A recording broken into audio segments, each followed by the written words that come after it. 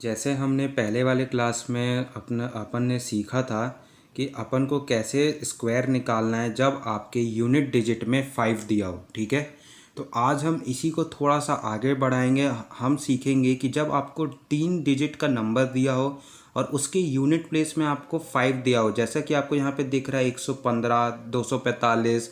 यहाँ पे दोनों नंबर में आपको जो यूनिट प्लेस में आपको 5 दिख रहा है। अब ऐसे नंबर का स्क्वायर हम कैसे उसी लॉजिक से एकदम 1 सेकंड के अंदर हम आसानी से निकाल लेंगे। तो सबसे पहले हम बेसिक से सीखते हैं। पहले हम 25 का स्क्वायर सीखेंगे, जहाँ पे आपको दिख रहा है कि यूनिट डिजिट में आपको 5 दिया है और आपसे पूछ रहा है 25 का स्क्वायर। ऐसे आपको 25 का स्क्वायर तो मुंह में याद होना चाहिए, लेकिन हम पहले यहाँ पे सीखते हैं। तो देखिए 25 का स्क्वायर में आपको पता है कि यूनिट डिजिट में आपको 5 दिख रहा है।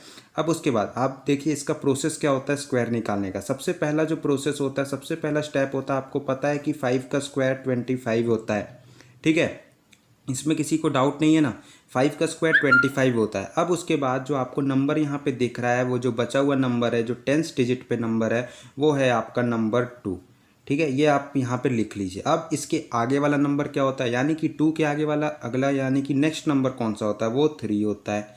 अब ये दोनों नंबर के बीच आपको क्या करना है, गुना करना है, यानी कि मल्टीप्लाई करना है। आपने गुना किया, इसका जो आंसर आया वो आया 6। अब फिर तीसरा जो स्टेप है, इस 6 को इस 25 के साथ आपको क्या कर देना है, ज्वाइन कर देना है। तो ये हो गया आपका 625।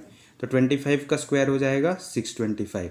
अब देखिए मैं फिर से समझाता हूँ मैंने किया क्या 25 का स्क्वायर निकालने के लिए। आपको जैसा कि पता है, ये जो कॉन्सेप्ट हमारा खुद कहता है कि अगर आपके यूनिट डिजिट में 5 दिया हो तो जो हमारा स्क्वायर निकालने का तरीका है वो हमारा ये रहेगा। सबसे पहले आप 5 का स्क्वायर निकाल लेंगे जो कि 25 होगा। फिर उसके बाद जो 10th डिजिट में नंबर है, यानी कि जो ये 2 है, 2 को आप ऐसे लिख लीजिए। 2 का जो अगला नंबर होता है यानी कि 3, अब वो दोनों नंबर के बीच आपको क्या कर देना है, गुना कर देना है। तो ये आपका आ गया 6। और फिर इस 6 को इस 25 के साथ ज्वाइन कर देना है। तो यानी कि 625 का स्क्वायर हुआ, मतलब कि 25 का स्क्वायर हुआ 625। अब देखिए 115। अब 115 का आपको स्क्वायर पूछा हो तो सबसे आसान तरीका, आपको पता है कि आपको यहाँ पे यूनिट डिजिट में 5 दिख रहा है। अब इसका भी प्रोसेस एकदम आसान है। आपको पता है, ये देखिए 5 का स्क्वायर 25 हो गया। ठीक है, अब 5 का यहाँ पे जो कहानी था वो यहाँ पे समाप्त हो गया। अब जो बचा है आपका, ये बचा है नंबर 11, यानी कि आप इसको आप सीधा कंसिडर कर लीजिए कि ये आपका 10th डिजिट है। ये आपका 10th डिजिट है, यानी कि यहाँ पे आपको 11 दिख रहा है। अब 11 को आप यहाँ लिख लीजिए। अब 11 का जो अगला नंबर क्या होता है, 12 होता है। और ये दोनों नंबर के बीच हमने क्या किया था, पिछले प्रोसेस में गुना किया था। तो ये दोनों नंबर के बीच आप क्या कर दीजिए, गुना कर दीजिए। तो 12 इंटू 11 यानी कि 12 को अगर आप 11 से गुना करेंगे तो आपका आएगा 132। फिर उसके बाद हमने तीसरा स्टेप क्या किया, इस नंबर को इस नंबर 25 के साथ यानी कि 5 के स्क्वायर के साथ ज्वाइन कर दिया। तो यानी कि ये जो नंबर हो गया हमारा 13225। तो सीधा आपका एकदम आसानी से निकल गया 115 का स्क्वायर 130, मतलब 13,225। ये एकदम आसान तरीके से निकल गया। अब उसी के तरह ये 245 नंबर है, इसको हम यहाँ पे नीचे करते हैं। ये देखिए 245 है। अब आपको पता है कि 245 का स्क्वायर पूछ रहा है। फिर इसी प्रोसेस में आपको पता है यूनिट डिजिट आप 5 कंसिडर करेंगे। जो 10th का डिजिट है ये आप पूरा एक नंबर कंसिडर करेंगे 24। अब 5 का स्क्वायर आपको पता है 25 होता है। 5 का यहाँ पे कहानी जो है वो समाप्त हो गया। अब बचा 24। अब 24 यहाँ लिख लीजिए। 24 का जो अगला वाला नंबर है वो होता है 25। ये दोनों नंबर को आपस में क्या कर देना है, गुना कर देना है। तो ये जो दोनों गुना करने का भी जो प्रोसेस है वो देखिए मैं यहाँ साइड में आपको बताता हूँ। एकदम छोटा प्रोसेस, कैसे आप किसी भी दो नंबर को आपस में गुना करेंगे। तो ये देखिए 24 है और ये आपका 25 है।